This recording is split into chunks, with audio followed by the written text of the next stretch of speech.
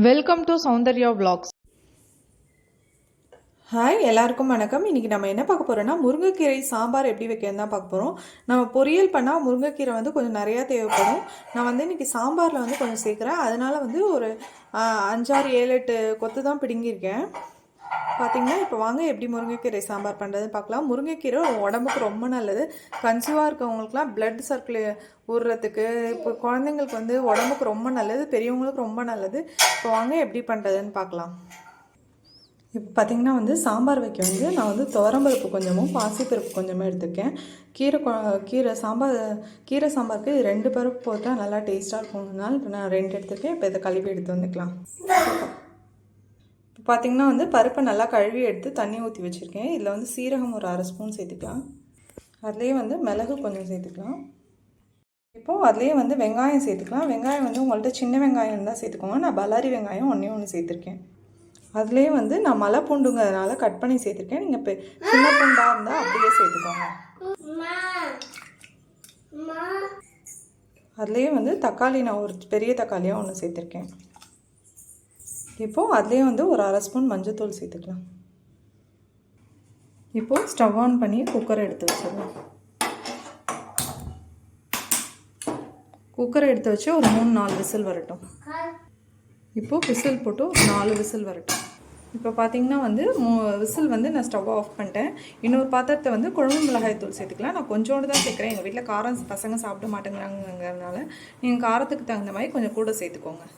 காரத்துக்கு தகுந்த மாதிரி கொஞ்சம் மிளகாத்தூள் போடும்போது கொஞ்சம் கலராக வரும். நான் கொஞ்சம் கலர் கம்மியாக தான் இருக்கும், மிளகாத்தூள் கம்மியாக சேர்த்துக்கேன். இப்போது அதுலேயே வந்து குழம்புக்கு தேவையான உப்பு சேர்த்துக்கோங்க. உப்பு வந்து நீங்கள் பார்த்து சேர்த்துக்கோங்க.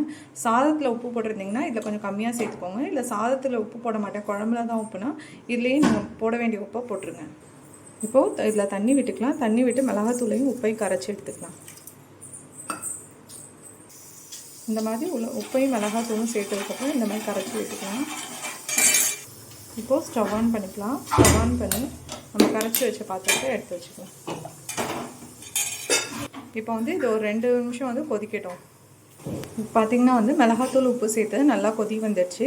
இதுலேயே வந்து நம்ம முருங்கைக்கீரை வந்து நான் நல்லா சுத்தம் பண்ணி கழுவி வச்சுருக்கேன். அதையும் சேர்த்துக்கலாம்.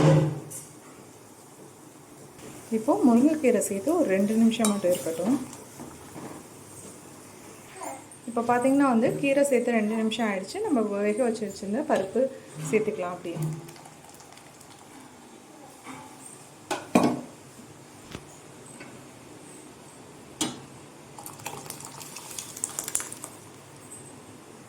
இப்போது பருப்பு சேர்த்ததுக்கப்புறம் ஒரு 2 நிமிஷம் கொதி வரட்டும். இப்போது குழம்பை இறக்கி வச்சுட்டு அதே ஸ்டவ்வில் தாளிப்பு கரண்டி வச்சுக்கலாம். இப்போது தாளிப்பு கரண்டி நல்லா ஹீட் ஆகிட்டு அதில் 1 ஸ்பூன் நெய் 2 ஸ்பூன் சேர்த்துக்கலாம். இப்போது நெய் நல்லா ஹீட் ஆகிட்டு அதில் வந்து கடுகு உளுத்தம் பருப்பு சேர்த்துக்கலாம். இப்போது கடுகு நல்லா வெடிச்சிருச்சு, கருவேப்பிலை சேர்த்துக்கலாம். இப்போ வந்து பார்த்திங்கன்னா வந்து நம்ம முருங்கைக்கீரை சாம்பாரில் வந்து இப்போ நம்ம தாளிப்பை கொட்டிக்கலாம். இப்போது அதுலேயே கொத்தமல்லி தழை தூவிக்கலாம். இப்போது நம்மளோட முருங்கைக்கீரை சாம்பார் சூப்பராக ரெடி ஆகிடுச்சு பாருங்கள்.